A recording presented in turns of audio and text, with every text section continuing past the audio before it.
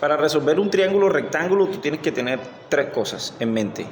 Los triángulos tienen tres lados y tres ángulos. Cuando a ti te dicen resolver un triángulo rectángulo tienes que tener tres cosas claras. Número uno, cómo yo puedo calcular los ángulos. Número dos, cómo puedo calcular los lados.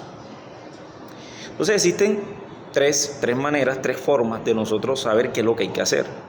Número uno, teorema de Pitágoras. El teorema de Pitágoras te va a ayudar a ti cuando tengas el triángulo rectángulo y te pidan uno de los lados, pero ya tienes otros dos, teorema de Pitágoras.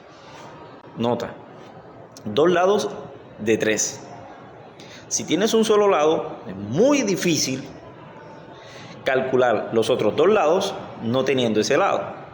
Como es difícil con el teorema de Pitágoras, entonces lo vamos a hacer con las razones trigonométricas.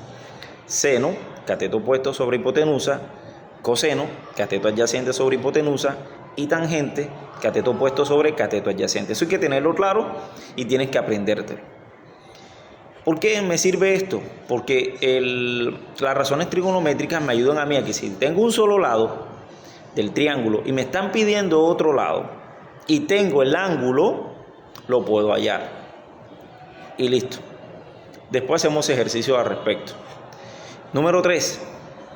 A veces me están pidiendo los ángulos, también como el teorema de Pitágoras, pero con los ángulos.